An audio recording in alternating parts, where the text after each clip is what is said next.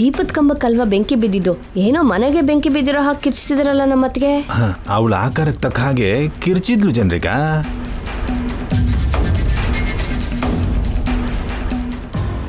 ಏನಾಯ್ತು ಕಲ್ಪನಾ? ದೀಪ ಹಚ್ಬೇಕಾದ್ರೆ ಕೈ ತಾಗಿ ಅದರ ಜೊತೆಗೆ ದೀಪದ ಕಂಬ ಕೂಡ ಬಿದ್ದೋಯ್ತು, ಬೆಂಕಿ ಹತ್ಕೊಳ್ತು. ಇದೇನೋ ಅಶುಭದ ಸಂಕೇತ ಅನ್ಸುತ್ತೆ. ಇದರಲ್ಲಿ ಅಶುಭ ಏನಿದೆ ಅಜ್ಜಿ? ದೇವರ ಮನೇಲಿ ಬೆಂಕಿ ಹತ್ಕೊಳ್ಳೋದು ಒಳ್ಳೇದಲ್ಲ ಕಂದ. ಇದು ಜಸ್ಟ್ ಅನ್ ಆಕ್ಸಿಡೆಂಟ್ ಚಿಕ್ಕಮ್ಮ, ಇದಕ್ಕೆ ಯಾಕೆ ಇಷ್ಟು ಭಯ ಪಡ್ತಿದ್ದೀರಾ? ನಿನ್ಗೂ ನನಗೂ ನಡೆದಿದ್ದಕ್ಕೆ ಹೋಲಿಸಿದ್ರೆ ಇದೊಂದು ದೊಡ್ಡ ವಿಷಯನ ಚಂದ್ರಿಕಾ. ಸುಮ್ಮನೆ ಓವರ್ ಆಕ್ಷನ್ ಮಾಡ್ತಿದ್ದಾರೆ. ಇದು ಯಾವಾಗ್ಲೂ ಇರೋದೇ ಅಲ್ವಾ ಪೌಡ್ರು? ನಮ್ಗೆ ಯಾಕೆ ಬೇಕು? ಬನ್ನಿ ರೆಸ್ಟ್ ತಗೊಳ್ಳೋಣ ನಾವು.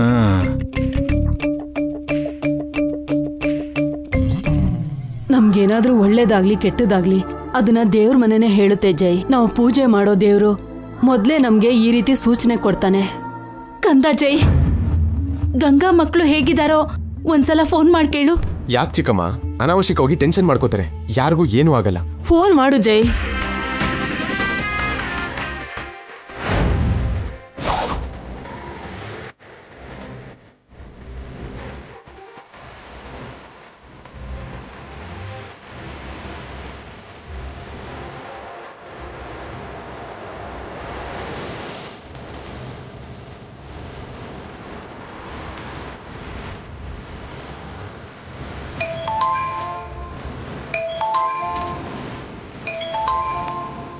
ಜೈ ಸರ್ ಕಾಲ್ ಮಾಡ್ತಿದ್ರಲ್ಲ, ಯಾಕೆ?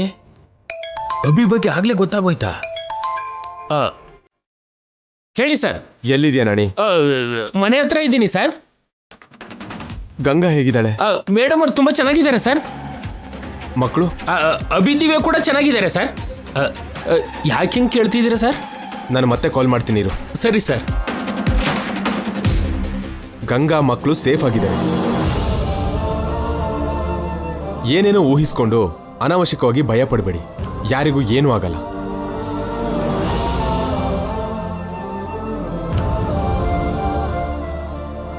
ಇಲ್ಲ, ಏನೋ ನಡೆದಿದೆ ಅಜ್ಜಿ.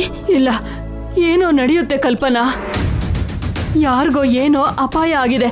ಅದು ನಮ್ಮ ಕುಟುಂಬದವ್ರಿಗೆ ಆಗಿದೆ. ಅದಕ್ಕೆ ಇಲ್ಲಿ ನೋಡು, ಈ ಅಗ್ನಿದೇವನೇ ಸಾಕ್ಷಿ. ಕೆಳಗ್ ಬಿದ್ದಿರೋ ಕಳಸನೇ ಸೂಚನೆ. ಅದೇನು ಅಂತ ತಿಳ್ಕೋಬೇಕು, ತಕ್ಷಣ ತಿಳ್ಕೋಬೇಕು.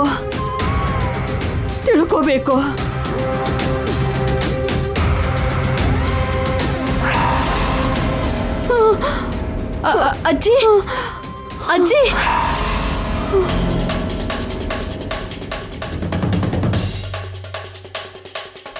ಬನ್ನಿ. ಅಬ್ಬಾ, ಇದು ತುಂಬಾ ಓವರ್ ಆಗಿದೆ ಚಂದ್ರಿಕಾ. ನಿಮ್ಮ ಅಮ್ಮಮ್ಮ ಕೂಡ ಸ್ಟಾರ್ಟ್ ಮಾಡಿದ್ಲು. ನಿಜಾನೇ, ಏನೋ ನಡೆಯುತ್ತೆ ಅಂತ ನನಗೂ ಡೌಟ್ ಬರ್ತಾ ಇದೆ ಪೌಡ್ರು. ಏನು ಹಂಗೆ ನೋಡ್ತಿದ್ಯಾ? ಅಭಿನ್ ಹುಡ್ಕೋಣ ನಡಿ. ಏನಿಕಪ್ಪ ಎಲ್ರೂ ಚೆನ್ನಾಗಿದ್ದಾರೆ ಅಂತ ಜಯಂಕಲ್ ಹತ್ರ ಸುಳ್ಳು ಹೇಳಿದ್ರಿ? ಅಭಿ ಮನೆ ಬಿಟ್ಟು ಹೋಗಿದ್ದಾನೆ ಅಂತ, ಗಂಗಾ ಮೇಡಮ್ ದಿವ್ಯಾ ಅಳ್ತಿದ್ದಾರೆ ಅಂತ ನಿಜ ಯಾಕೆ ಹೇಳಿಲ್ಲ? ಒಂದೊಂದ್ಸಾರಿ ನೋವು ಕೊಡೋ ನಿಜಕ್ಕಿಂತ ಸಂತೋಷ ಕೊಡೋ ಸುಳ್ಳೆ ಒಳ್ಳೇದು ಅನ್ಸುತ್ತೆ ಕಣೋ ಕೇಶವ. ಅಂಕಲ್ಗೆ ನಿಜ ಹೇಳಿದ್ರೆ ಅಭಿನ ಹುಡುಕ್ತಿದ್ರಲ್ವಾ? ಏನು ಅಂತ ನಿಜ ಹೇಳು ಅಂತೀಯ? ನೀವು ತುಂಬಾ ಪ್ರೀತಿಸಿರೋ ನೀವು ಹೆತ್ತ ಮಗ ನಿಮ್ಮ ಮೇಲಿನ ದ್ವೇಷದಿಂದ ಮನೆ ಬಿಟ್ಟು ಹೋಗಿದ್ದೇನೆ ಅಂತ ಹೇಳು ಅಂತೀಯ? ನೀವು ಯಾರು ಅಂತ ನೆನಪಿಲ್ದೇ ಇರೋ ನಿಮ್ಮ ಹೆಂಡತಿ ನಿಮ್ಮಿಂದ ತನ್ನ ಮಗ ಹೊರಟೋದ ಅಂತ ಬಿಕ್ಕಿ ಬಿಕ್ಕಿ ಅಳ್ತಿದ್ದಾರೆ ಅಂತ ಹೇಳು ಅಂತೀಯ? ನಿಮ್ಮನ್ನ ಇಷ್ಟಪಡ್ದಿರೋದಕ್ಕೆ ತನ್ನ ಅಣ್ಣನೇ ತನಗೆ ಶಿಕ್ಷೆ ಕೊಟ್ಟ ಅಂತ ದಿವ್ಯ ಅಳ್ತಿದ್ದಾಳೆ ಅಂತ ಹೇಳು ಅಂತೀಯ? ಇದನ್ನೆಲ್ಲ ಹೇಗೆ ಹೇಳು ಅಂತೀಯ ಕೇಶವ? ನಿನ್ನೆ ಸ್ವಲ್ಪ ಹೊತ್ತು ಅಭಿ ಕಾಣಿಸ್ತಿದ್ದಕ್ಕೆ ಒದ್ದಾಡ್ಬಿಟ್ರು ಜೈ ಸರ್. ಇವತ್ತು ಮನೆಯಿಂದ ಶಾಶ್ವತವಾಗಿ ಹೊರಟೋಗಿದ್ದಾನೆ ಅಂದ್ರೆ ತಡ್ಕೊಳ್ಳಲ್ಲ. ಜೈ ಸರ್ ಹೊಟ್ಟೆ ತುಂಬ ತಿಂದು ಕಣ್ ತುಂಬ ನಿದ್ದೆ ಮಾಡಿ ಮನಸಾರೆ ನಕ್ಕು ಎಷ್ಟು ದಿನ ಆಯ್ತು ಗೊತ್ತಾ? 8 ವರ್ಷ ಆಯ್ತು. ಒಬ್ಬ ಮನುಷ್ಯನಿಗೆ ಇದಕ್ಕಿಂತ ದೊಡ್ಡ ಶಿಕ್ಷೆ ಇರೋದಿಲ್ಲ. ಅಷ್ಟು ದೊಡ್ಡ ಬಿಸ್ನೆಸ್ ಮ್ಯಾನ್ ತನ್ನ ಆಫೀಸ್ಗೆ ಕಾಲಿಟ್ಟು ಎಷ್ಟು ತಿಂಗಳಾಗೋಯ್ತು ಗೊತ್ತಾ? ಒಂದು ಟೈಮಲ್ಲಿ ದುಡ್ಡೇ ಪ್ರಪಂಚ ಅಂತ ಇದ್ದೋರು ಇವಾಗ ಗಂಗಾ ಮೇಡಮ್ ಅವ್ರ ಜೊತೆ ಕಳೆದಿರೋ ನೆನಪುಗಳಿಂದೇ ಓಡಾಡ್ತಿದ್ದಾರೆ. 1000 ಕೋಟಿ ವ್ಯಾಪಾರ ಪ್ರಪಂಚಕ್ಕಿಂತ ಪ್ರೀತಿಸಿದ ಹೆಂಡತಿ ಮಕ್ಕಳೇ ಹೆಚ್ಚು ಅನ್ಕೋತಿದ್ದಾರೆ. ನಂಬರ್ 1 ಬಿಸ್ನೆಸ್ ಮ್ಯಾನ್ ಆಗಬೇಕು ಅನ್ಕೊಂಡವರು 3 ಹೆಜ್ಜೆ ನೆಲ ದಾನ ಕೇಳಿ ತ್ರಿಲೋಕನು ಆಕ್ರಮಿಸಿದ ಬಾಲವಾಮನನಂತವನು ಈಗ ನೆಲದ ಮೇಲೆ ಗಂಗಾ ಮೇಡಮ್ ಜೊತೆ ಅವರು ಹಾಕಿದ 7 ಹೆಜ್ಜೆ ಸಾಕು ಅಂತ ಅನ್ಕೋತಿದ್ದಾರೆ. ಅವ್ರಿಗೇನು ಕಮ್ಮಿ ಇದೆಯೋ? ಚಿಟಿಕೆ ಹೊಡೆದ್ರೆ ಕೇಳಿದ್ದು ಕಣ್ಮುಂದೆ ಬರುತ್ತೆ.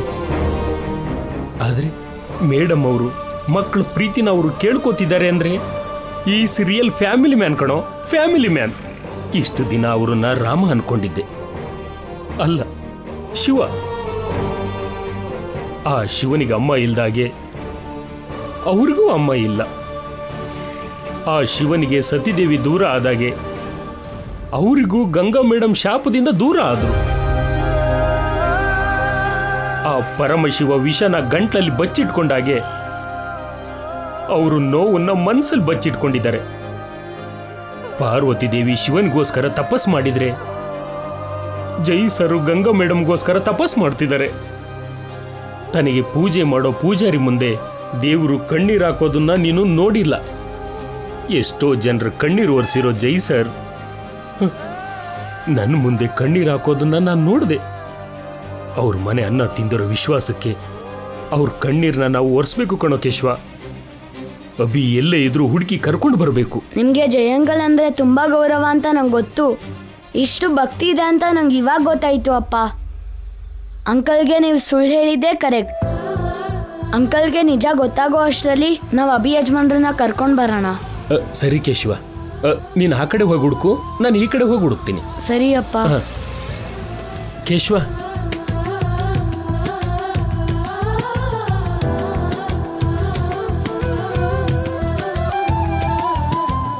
ಹುಷಾರ್ ಕಣೋ.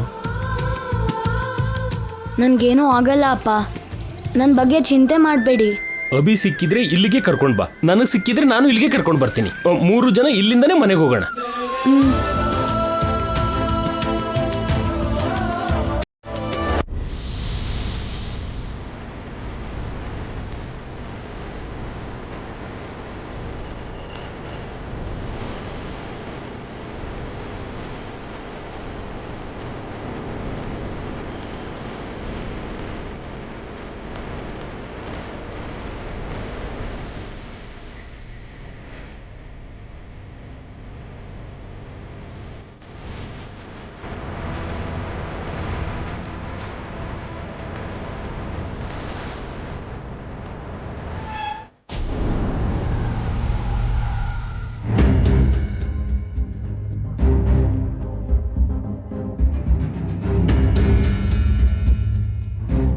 ಸರಿಯಾದ ಸಮಯಕ್ಕೆ ಬಂದ್ರಿ ಮೇಡಮ್. ಬನ್ನಿ. ಏನಾಯ್ತು ಮೀನಾಕ್ಷಿ? ಒಳಗಡೆ ಗಂಗಾ ಮೇಡಮ್ ಅವರು. ಗಂಗಾ ಮೇಡಮ್. ಗಂಗಾಗೆ ಏನಾಯ್ತು? ಅದು ಅಭಿ ಅವರು. ಅಭಿ ಅವರು. ಗಂಗಾಗೆ ಏನಾಯ್ತು ಅಂತ ಕೇಳ್ತಾ ಇದ್ದೀನಿ. ಅಭಿ ಅವರು ಕಾಣಿಸ್ತಿಲ್ಲ ಮೇಡಮ್. ಅದೇನು ಸಿಕ್ದ ಎಲ್ಲರೂ ಮನೆಗ್ ಬಂದ್ವಿ ಅಂತ ಬೆಳಿಗ್ಗೆನೆ ನಾಣಿ ಫೋನ್ ಮಾಡಿ ಹೇಳಿದ್ನಲ್ಲ. ಎಲ್ಲರೂ ಮನೆಗ್ ಬಂದ್ರು ಮೇಡಮ್. ಜೈ ಸರ್ ಮೇಲಿನ ಕೋಪಕ್ಕೆ ಅಭಿ ಅವರು ಪತ್ರ ಬರೆದು ಮನೆ ಬಿಟ್ಟು ಹೊರಟೋಗಿದ್ದಾರೆ ಮೇಡಮ್.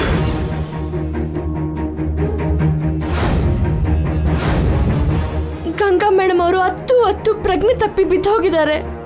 ಎಷ್ಟು ಇಪ್ಸಿದ್ರು ಎದ್ದೇಳ್ತಿಲ್ಲ. ಗಂಗಾ ಗಂಗಾ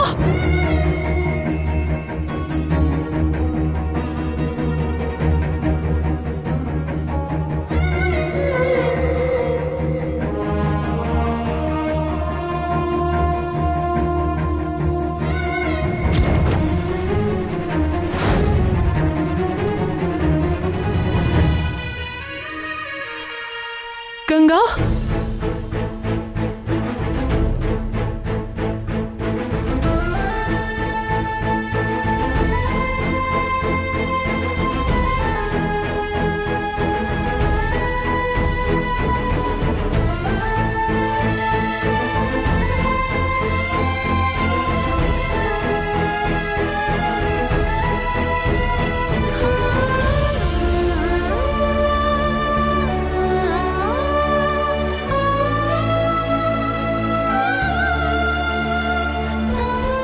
ನಿನಗೆ ಯಾಕೆ ಹೀಗಾಗ್ತಿದೆ? ಆ ದೇವ್ರು ಏನು ಅಂತ ನಿನ್ ಹಣೆ ಬರ ಬರ್ದಿದ್ದಾನೆ. ಜೀವನದಲ್ಲಿ ಕಷ್ಟ ಸುಖ ಇರುತ್ತೆ ಅಂತಾರೆ. ಜೀವನದಲ್ಲಿ ಕಷ್ಟ ಪಡೋದ್ ಬಿಟ್ರೆ ನೀನ್ ಸುಖ ಪಟ್ಟಿದ್ದು ಯಾವಾಗ?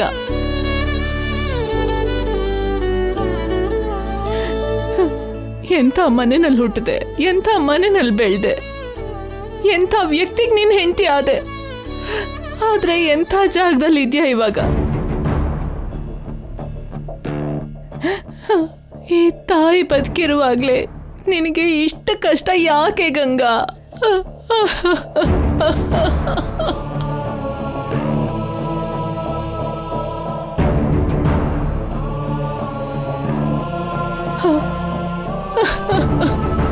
ನೀವು ಕೂಡ ಏನ್ ಮೇಡಮ್, ಗಂಗಾ ಮೇಡಮ್ ಅವ್ರಿಗೆ ಪ್ರಜ್ಞೆ ಬರೋ ಹಾಗೆ ಮಾಡಿ ಧೈರ್ಯ ಹೇಳ್ತೀರಂತ ಅನ್ಕೊಂಡ್ರೆ ನೀವೇ ಹೀಗೆ. ನಿನಗೆ ಗೊತ್ತಿಲ್ಲ ಮೀನಾಕ್ಷಿ, ಮಹಾಭಾರತದಲ್ಲಿನ ಕರ್ಣ ಇದ್ದ ಹಾಗೆ ನನ್ನ ಗಂಗಾ. ಹುಟ್ಟಿದ ಹಾಗೆ ಈ ಹೆತ್ತ ತಾಯಿಗೆ ದೂರ ಆಗಿ ತುಂಬಾ ಬಡತನದಲ್ಲಿ ಬೆಳೆದ್ಲು. ತವ್ರ ಮನೇಲಿ ಕೆಲಸದವಳಾಗಿ ಅಮ್ಮನ ಬಾಯಿಂದ ಪೈಗಳನ್ನ ತಂಗಿ ಕೈಯಿಂದ ಏಟ್ ತಿನ್ಲು. ನಮ್ಮ ಸ್ವಾರ್ಥಕ್ಕೆ 7 ಬಲಿಪಶು ಆದ್ಲು. ಬಲಿಪಶು ಆದ್ಲು.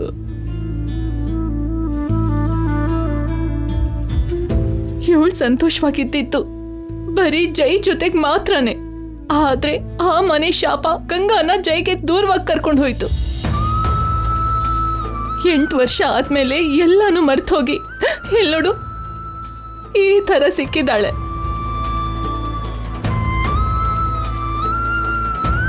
ಇವಾಗಾದ್ರೂ ಅವಳಿಗೆಲ್ಲ ನೆನಪು ಬಂದು ಸಂತೋಷವಾಗಿರ್ತಾಳೆ ಅನ್ಕೊಂಡ್ರೆ ಅವಳ ಹೆತ್ತ ಮಗನೇ ಮನೆ ಬಿಟ್ಟು ಹೋಗಿದ್ದಾನೆ. ಹೆತ್ತ ಮಗು ದೂರ ಆದ್ರೆ ಆ ನರಕ ಹೇಗಿರತ್ತೆ ಅಂತ ನಾನು 8 ವರ್ಷ ನೋಡಿದ್ದೀನಿ. ಆದ್ರೆ ನನ್ನ ಮಗಳಿಗೂ ಕೂಡ ಆ ದೇವ್ರು ಆ ನರಕನೇ ಕೊಟ್ಟಿದ್ದಾನ? ಗಂಗಾಗಿ ನೋವು ಕೊಡೋದಕ್ಕೆ ಹುಡುಕಿ ಹುಡುಕಿ ಅವನು ಕಷ್ಟನ ಕೊಡ್ತಿದ್ದಾನೆ. ಹೆತ್ತ ತಾಯಿ, ಕಟ್ಕೊಂಡಿರೋ ಗಂಡ, 1000 ಕೋಟಿ ಆಸ್ತಿ, ಎಷ್ಟೋ ಜನ ಬಂಧುಗಳು ಇದ್ರೂ ಕೂಡ ನನ್ನ ಮಗಳು ಹೀಗೆ ದಿಕ್ಕಿಲ್ದೇರೋಳಾಗಿದ್ದಾಳೆ. ಅವಳು ಏನ್ ಪಾಪ ಮಾಡಿದಾಳೆ ಅಂತ ಈ ತರ ಶಾಪ ಕೊಡ್ತಾ ಇದ್ದಾನ ಆ ದೇವ್ರು.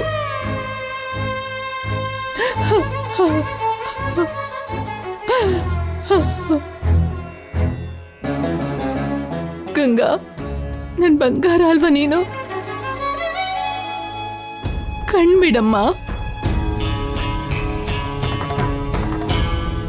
ನೀನ್ ಹೆತ್ತ ಮಗನ್ನ ನಾನ್ ಕಾಪಾಡ್ತೀನಿ. ನಿನ್ ರಕ್ತನ ನಾನ್ ರಕ್ಷಿಸ್ತೀನಿ. ನಿನಗೋಸ್ಕರ ಆ ದೇವ್ರ ಹತ್ರ ನಾನ್ ಹೋರಾಡ್ತೀನಿ. ನನ್ನ ನಂಬು. ನನ್ನ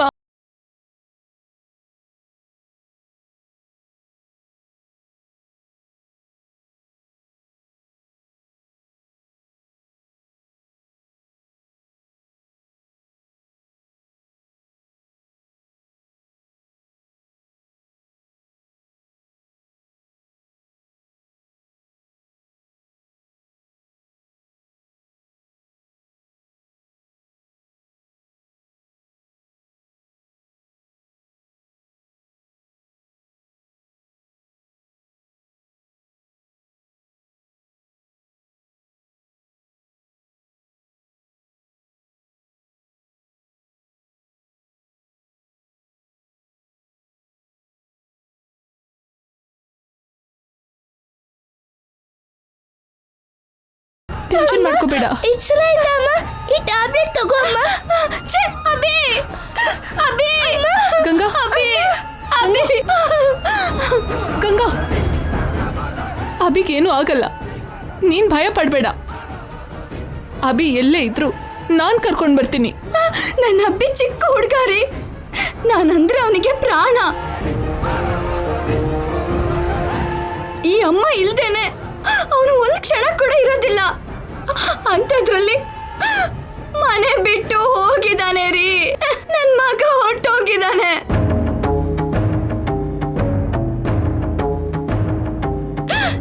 ಎಲ್ಲಿಗೆ ಹೋಗಿದ್ದಾನೋ ನನಗೆ ತುಂಬಾ ಭಯ ಆಗ್ತಿದೆ ರೀ. ಹೋಗಿ ನಾನು ಹುಡುಕ್ತೀನಿ, ಬೇಡ್ಕೊಂಡು ವಾಪಸ್ ಕರ್ಕೊಂಡು ಬರ್ತೀನಿ. ಅಭಿಗೇನಾದ್ರೂ ಆಯ್ತು ಅಂದ್ರೆ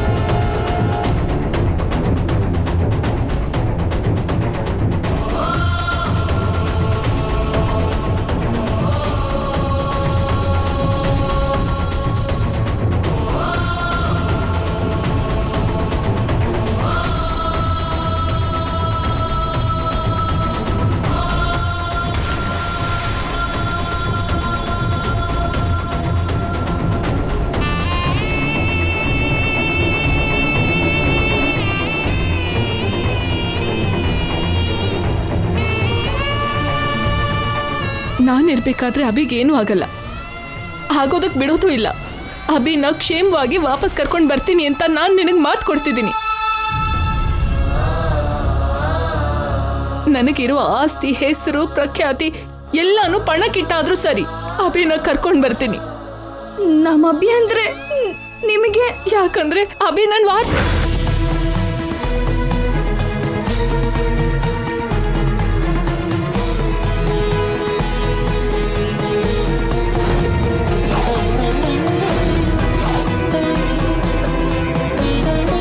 ಅಭಿ ಕೂಡ ನನ್ನ ಮಗು ಥರನೇ ಅಲ್ವಾ? ನನ್ನ ಮಗಳು ಕೂಡ ನನಗೆ 20 ವರ್ಷ ದೂರ ಆಗೋಗಿದ್ಲು. ಆ ನೋವು ಹೇಗಿರುತ್ತೆ ಅಂತ ನನಗೆ ಗೊತ್ತು. ನಿನಗಂಥ ಪರಿಸ್ಥಿತಿ ಬರೋದಕ್ಕೆ ನಾನು ಬಿಡಲ್ಲ. ನಿನ್ನ ಕಣ್ಣಲ್ಲಿ ಕಣ್ಣೀರು ಹಿಂಗೋಕ್ಕೂ ಮುಂಚೆನೆ ನಿನ್ನ ಹೆತ್ತ ಮಗನ್ನ ಕರ್ಕೊಂಡು ಬಂದು ನಿನ್ನ ಮುಂದೆ ನಿಲ್ಲಿಸ್ತೀನಿ. ಜನ್ಮ ಜನ್ಮಕ್ಕೂ ನಿಮ್ಗೆ ಋಣವಾಗಿರ್ತೀನಿ ಮೇಡಮ್. ಋಣಿಯಾಗಿರ್ಬೇಕಾಗಿರೋದು ನೀನಲ್ಲ, ನಾನೇ ನನ್ನ ಗಂಗಂಗೆ ಋಣಿಯಾಗಿದ್ದೀನಿ. ನಾನ್ ಜನ್ಮ ಕೊಟ್ಟಿರೋ ಗಂಗಾ ನನಗ್ ಪುನರ್ಜನ್ಮ ಕೊಟ್ಟಿದ್ದಾಳೆ. ಆ ಋಣನ ಇವಾಗ ತೀರಿಸ್ತಾ ಇದ್ದೀನಿ. ನಿನ್ನ ಪ್ರತಿ ಕಷ್ಟಕ್ಕೂ ನಾನು ಎದುರು ನಿಲ್ತೀನಿ. ನಿನ್ನ ಎಲ್ಲ ಸಮಸ್ಯೆಗೂ ನಾನು ಸವಾಲ್ ಹಾಕ್ತೀನಿ. ಇನ್ಮೇಲೆ ನಿನಗೆ ಯಾವುದೇ ಕಷ್ಟ ಬಂದ್ರು ನಿನ್ ಮುಂದೆ ಈ ರೂಪ ಇರ್ತಾಳೆ. ಕೊನೆಗೆ ಆ ದೇವ್ರೆ ನಿನ್ನ ಶತ್ರು ಆದ್ರೂ ಸರಿ, ನನ್ನ ಪ್ರಾಣನ ಪಣಕ್ಕಿಟ್ಟು ಹೋರಾಡ್ತೀನಿ.